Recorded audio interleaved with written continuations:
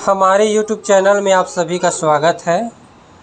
आज के सेशन में हम छत्तीसगढ़ के प्राचीन इतिहास के विगत वर्षों के प्रश्न के साथ साथ कुछ नए प्रश्न लेकर आए हैं जो आगामी एग्ज़ाम के लिए महत्वपूर्ण साबित हो सकते हैं।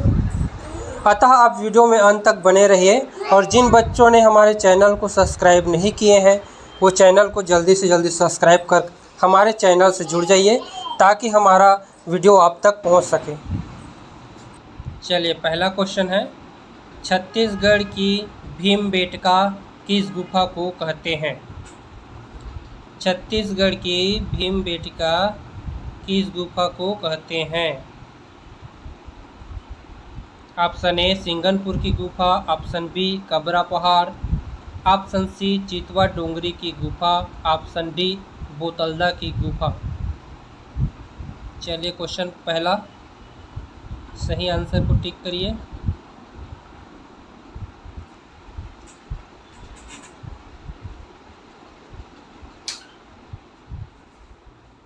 चलिए, इस क्वेश्चन का सही आंसर है option A. Option A Singanpur की गुफा। ठीक है जी, सिंगनपुर की गुफा, इसकी खोज कब हुई थी? इसकी खोज हुई थी 1910 में। किसने खोजा था? एंडरसन ने। एंडरसन।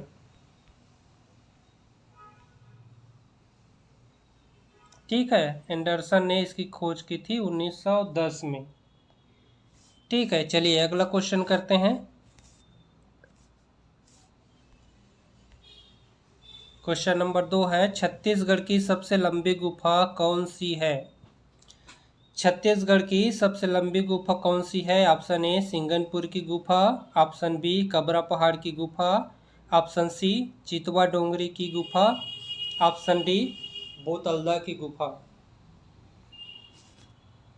चलिए आंसर लगाइए।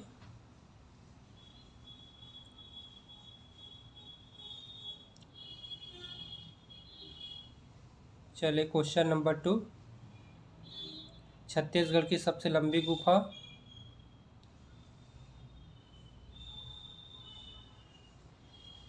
चलिए, इस क्वेश्चन का सही आंसर है ऑप्शन डी।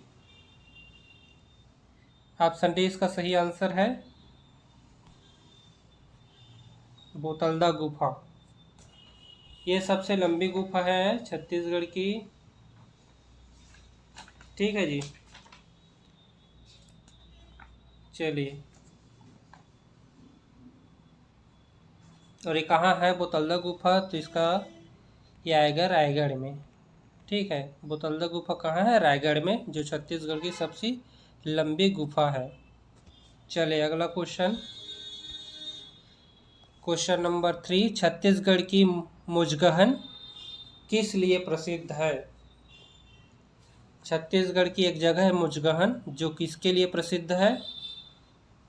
ऑप्शन ए महापौराणिक अवशेष, ऑप्शन बी शैलचित्र, ऑप्शन सी पसाड़ घेरे, ऑप्शन डी एलियंस के प्रमाण। मुजगहन। चलिए क्वेश्चन करिए।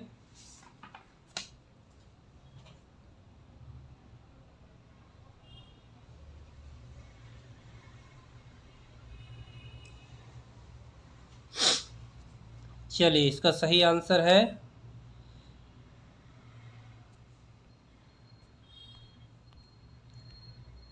महापौराणिक अवशेष। ठीक है जी, मुजगहन महापौराणिक अवशेष के लिए प्रसिद्ध है। चलिए अगला क्वेश्चन करते हैं, छत्तीसगढ़ में एलियंस के प्रमाण कहाँ पाया गया है? क्वेश्चन नंबर 4 है, छत्तीसगढ़ में एलियंस के प्रमाण कहाँ पाया गया है? Option A Charama, option B Balod, option C Mujgahan, option D Chitwa Dongri. Aliens के प्रमाण कहाँ पर मिला है?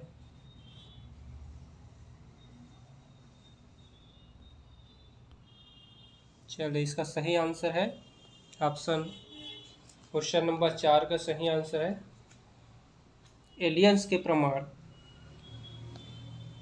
तो इसका सही आंसर है ऑप्शन ए चरामा।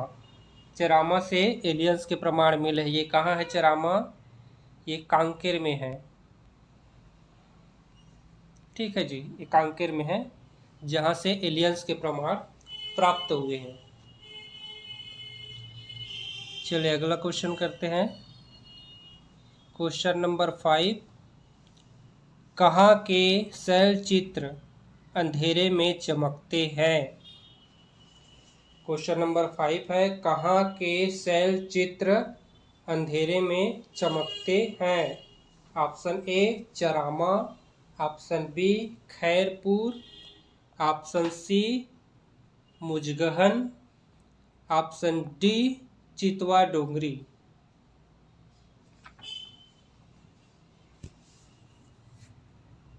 चलिए, कहाँ के शैल चित्र अंधेरे में चमकते हैं?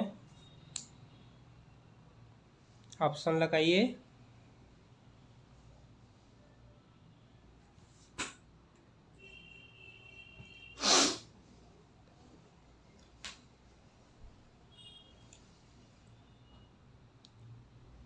क्वेश्चन नंबर 5 का सही आंसर है खैरपुर। खैरपुर में जो शैल चित्र मिले हैं वो अंधेरे में चमकते हैं। खैरपुर कहाँ है? खैरपुर रायगढ़ में है। ठीक है जी। चरामा कहाँ है? ये कांकेर में है जहाँ से एलियंस के प्रमाण मिले हैं। ठीक है जी। चलिए नेक्स्ट क्वेश्चन। छत्तीसगढ़ की प्राचीन भाषा है।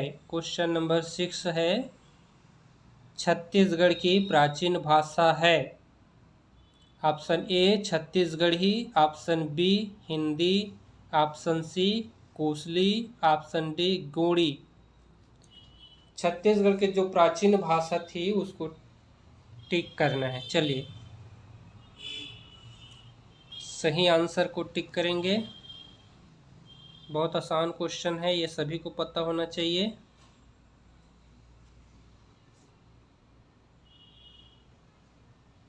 छत्तीसगढ़ की प्राचीन भाषा कौन सी भाषा है जी? छत्तीसगढ़ की प्राचीन भाषा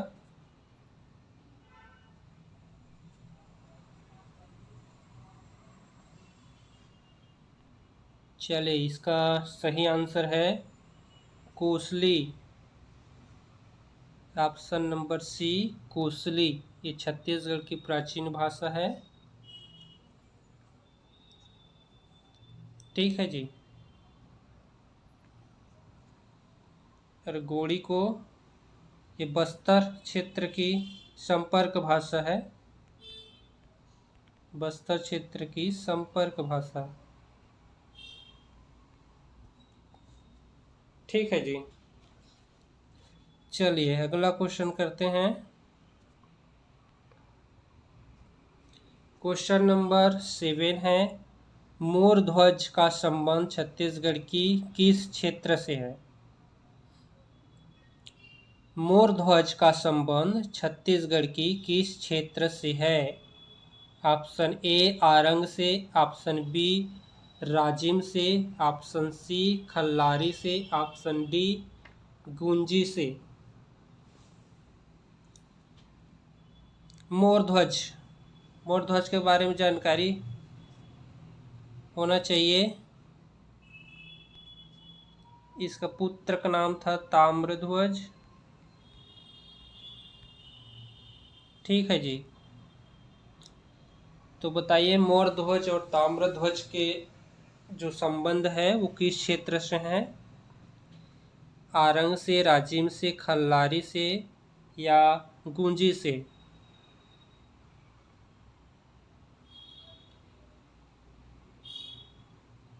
चलिए इसका सही आंसर है ऑप्शन ए आरंग से।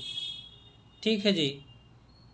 मोरध्वज और ताम्रध्वज की राजधानी आरंग थी। ठीक है जी। और यहाँ पे एक और बात ध्यान देना है कि रतनपुर जो है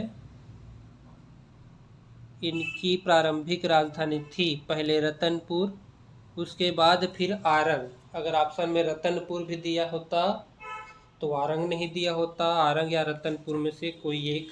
ठीक है, चलिए अगला question. Question number 8, Damodar Sen का संबंध छत्तीसगढ़ की किस वंश से है? दामोदर सेन का संबंध छत्तीसगढ़ की किस वंश से है?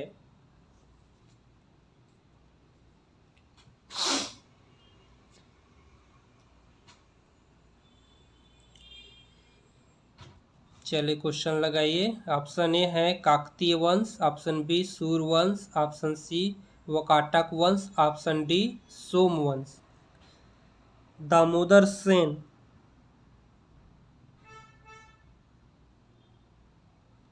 चलिए चलिए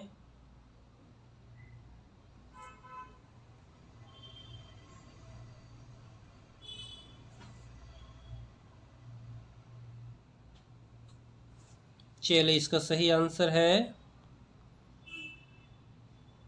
ऑप्शन सी वकाटक वंश। दामोदर सेन वकाटक वंश से संबंधित है। दामोदर सेन का जो नाम है, जब ये राजा बनते हैं तो किस नाम से राजा बनते हैं? प्रवर सेन। ठीक है जी, प्रवर सेन द्वितीय के नाम से राज सिंहासन पर बैठते हैं। ठीक है जी। और इनकी एक रचना है सेतुबंध। दामोदर सेन यानी कि प्रवर सेन द्वितीय का रचना है सेतुबंध। ठीक है जी। कुछ फैक्ट हैं उनको भी याद करते चलना है। ठीक है। और इसी के शासनकाल में कालिदास जी सरगुजा क्षेत्र में आए थे। ठीक है, चलिए अगला क्वेश्चन। क्वेश्चन नंबर 9 है, कुमारगुप्त के सिक्के की पहचान क्या है? कुमारगुप्त के सिक्के की पहचान क्या है? ऑप्शन ए मयूर शैली, ऑप्शन बी धनुर्धारी, ऑप्शन सी उभार शैली, ऑप्शन डी उत्पीड़ितांक सिक्के। कुमारगुप्त के बारे में है।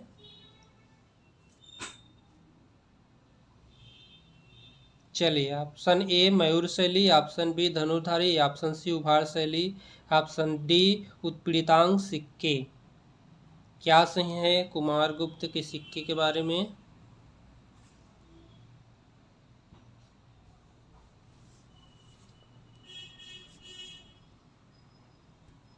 चलिए क्वेश्चन लगाइए।